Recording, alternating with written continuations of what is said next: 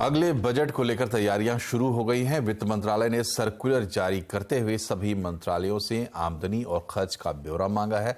Budget की तैयारियों को लेकर पहली बैठक 9 अक्टूबर को होगी। और ज्यादा जानकारी के लिए चलते हैं लक्ष्मण रॉय के पास। बताइए लक्ष्मण जी, क्या तैयारी है सरकार की? जी हां, मोदी सरकार के मौजूदा कार्यकाल का आखिरी बजट या फिर कहें कि अगले लोकसभा चुनाव से ठीक पहले का बजट जो पेश होना है, उसकी तैयारियां शुरू हो गई हैं। वित्त मंत्रालय ने सभी मंत्रालयों को चिट्ठी लिख करके कहा है कि बजट से जुड़ी हुई जानकारी और अगले बजट से जुड़े हुए आंकड़े आपको सौंपने हैं। इसकी एक डेडलाइन दी गई है। सबसे पहली डेडलाइन दी गई है 5 अक्टूबर का। 5 अक्टूबर तक हर विभाग को एक बजट का एस्टिमेट देना है, उसका स्टेटमेंट सौंपना है वित्त मंत्रालय को। एक फॉर्मेट दिया गया, उसके तहत सौंपना है। अलग अलग विभागों को भी बताना है कि चालू कारोबारी साल में 2023-24 में खर्च का अब तक का ट्रेंड कैसा रहा है, ये आपको एक फॉर्मेट के तहत वित्त मंत्रालय को बताना है। अगली तारीख जो सौंपी गई है वह आपको दूसरा बजट के भाषण का ड्राफ्ट को लेकर के वो भी आपको 5 अक्टूबर तक देना है। यानी कोई मंत्रालय चाहता है कि उनके विभाग से जुड़ी हुई कोई बात वित्त मंत्री अपने बजट भाषण में कहे, तो कौन सी बात कहनी चाहिए, उसका ड्राफ्ट आपको देना है 5 अक्टूबर तक।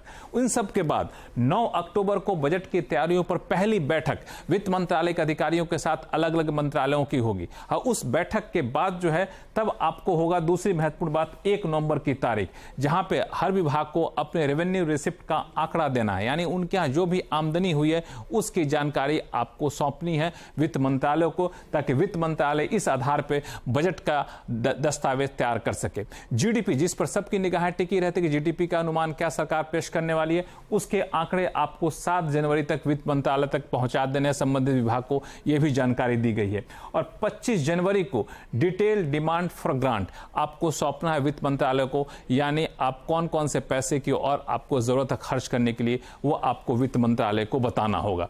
तो ये सारी चीजें आपको वित्त मंत्रालय को तय समय सीमा के भीतर बतानी है, ताकि वित्त मंत्रालय इसके आधार पर बजट का दस्तावेज तैयार कर सके और फिर वित्त मंत्री बजट पेश कर सके।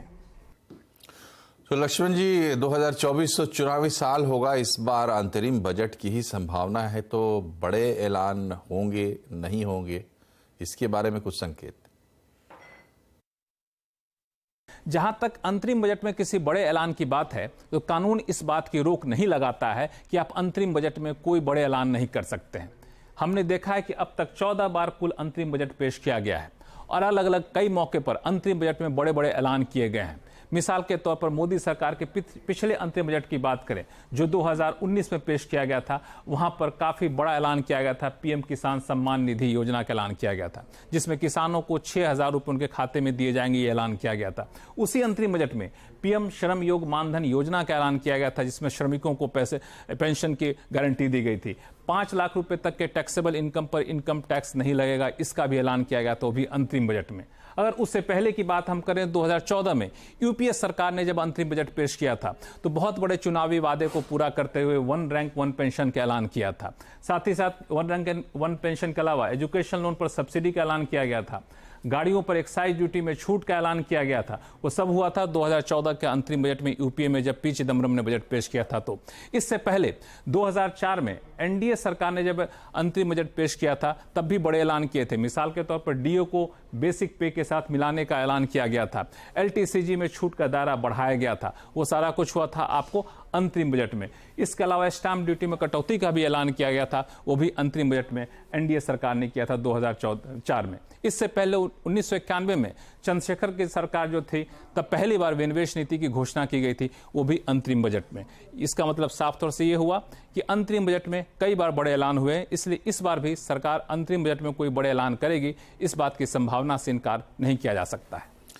बहुत बहुत शुक्रिया लक्ष्मण जी।